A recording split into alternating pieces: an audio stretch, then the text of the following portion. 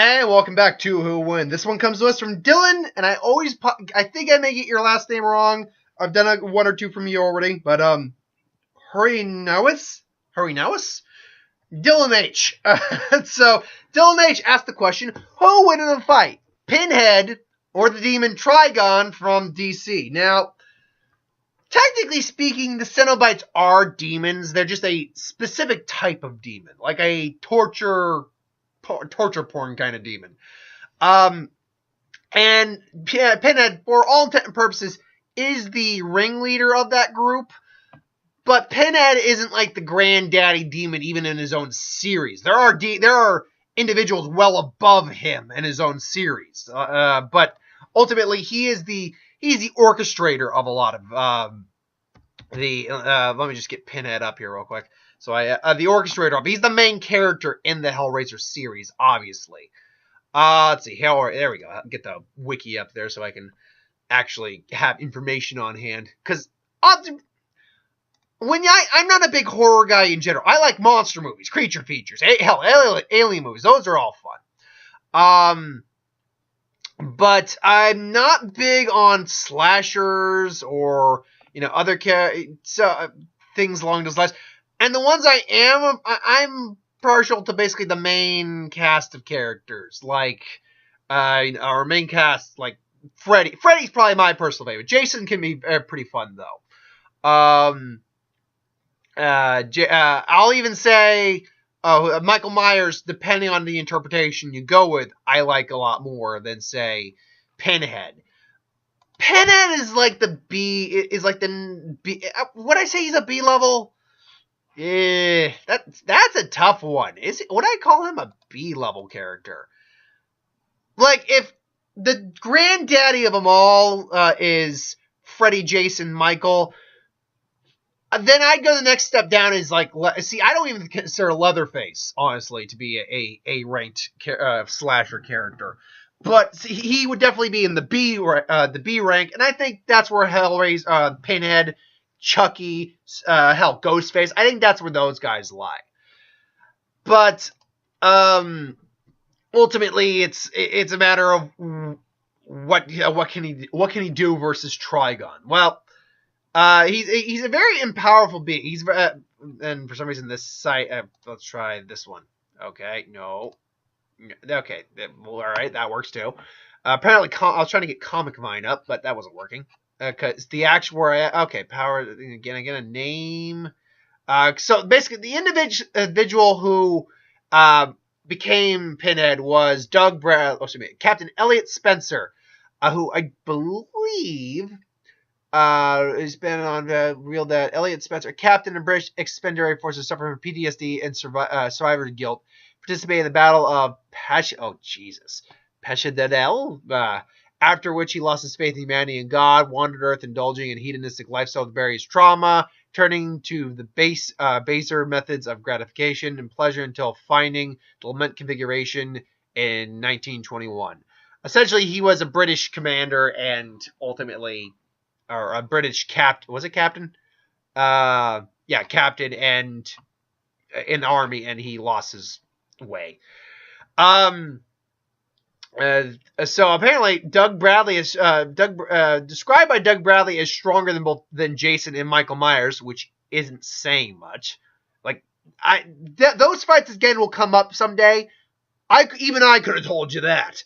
Pinhead is extremely powerful being, and as such has several supernatural abilities. Preferred method of attacking is by summoning hooks and chains to mutilate victims, often pulling said victims in several directions to tear them apart. These chains are subject to total mental control, and he may direct them with his will. Chains may even change shape after attaching to a victim.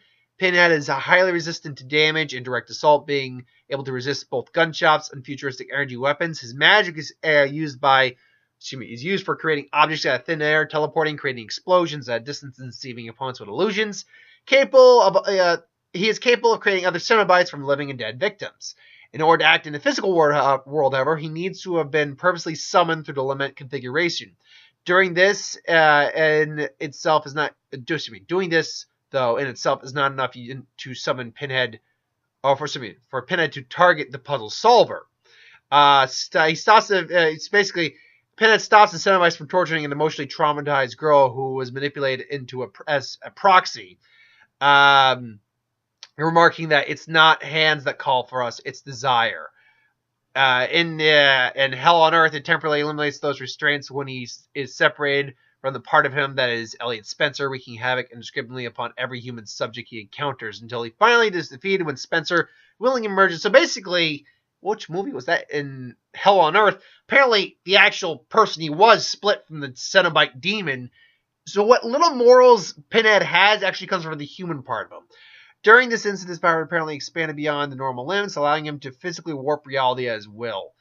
Fascinating. He has no memory of his human past, though is reminded of it in Hellraiser 2, which results in the screenwriter Peter Atkins described him as being spiritually weakened and subsequently killed by that.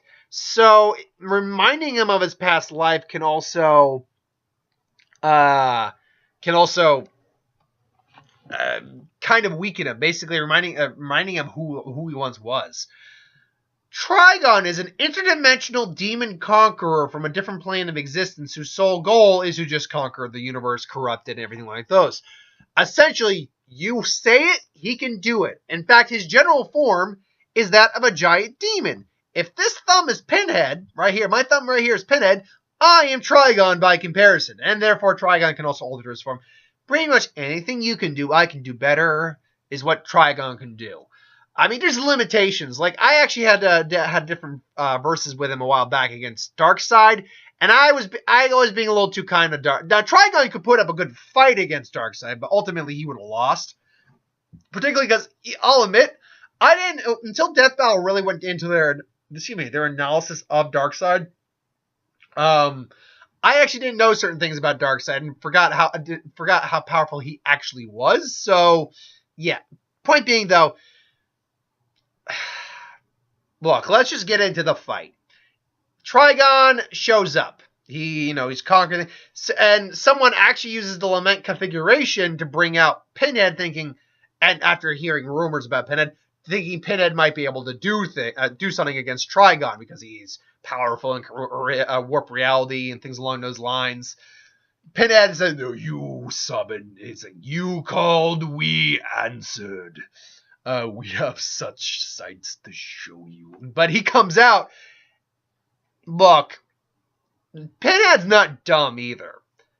In an actual scenario, Pinhead wouldn't fuck with Trigon. He would not mess with Trigon if he could avoid it. But in a scenario where he actually tries to fight Trigon, here's how it ultimately goes down. Anything you can do, I can do better. So you might try to summon bind Trigon with chains, flesh hooks. Trigon maybe gets tied to and then just snaps the hooks or just evaporates the hooks and reverses them onto Pinhead, who just gets crucified. They're just and I remember him doing that in the movie too, just hello, and just yeah.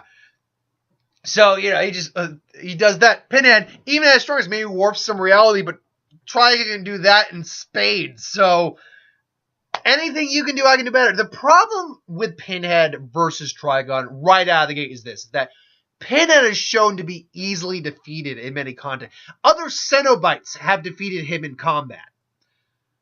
Trigon, you need heavy hitters to take down Trigon.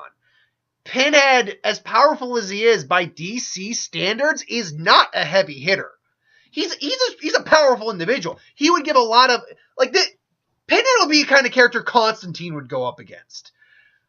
But he's not. When you really break, Etrigan the Demon could easily take down Pinhead, in my opinion. But Etrigan's not the end-all, be-all of power skills either. Constantine could take out Pinhead because Constantine has dealt with individuals like him before. I'd even go so far as to say Superman, who has no special immunity magic, Superman could beat him. The Flash could probably blitz Pinhead ultimately. There's a lot of individuals who, and those are some of the heavier. Let's even go down. Let's even scroll downward. I'd say with Batman could stand a good shot at beating Pinhead, given the scenario. I'd have to actually do the video to really go into that, and I could be wrong going into that, but I do believe Batman, who is a heavy hitter in a special way, but he's still just human. That Pinhead can be beaten by normal humans given the right scenario, and beaten by Cenobites who are not even quite as strong as he is. And he has particular weaknesses that can be exploited. Trigon is not the case. You need special magic. You need special individuals. You need powerful individuals, like heavy hitters to take on Trigon. And even then, that's not a guarantee. There are very few individuals, I'd actually say, in the DC universe that could take out Trigon like that, or take him out with too much difficulty. I know Darkseid would definitely be one of them. Mr. Mixoplix would definitely be one of them. The Anti-Monitor would probably be one of them. Dr. Fate's an odd one. I can't argue that. Superman, I don't think Superman could, because Trigon has a lot of magic power to him and he wouldn't work out. I would say, though, that possibly Shazam or Black Adam at their strongest, maybe. We know Raven can when she's at her full power. And I'm sure there's others, like the Parallax, for those embodiments of the emotional spectrums, those entities, they could probably. So, yeah, it's a tough call in that regard. But point being, Pinhead doesn't have an ability that Trigon doesn't already have, and on a greater level. So on that, I have to go 100% of the time. I have to go Trigon is going to thrash Pinhead. But hey, what do you think? Do you think Pinhead could actually beat Trigon?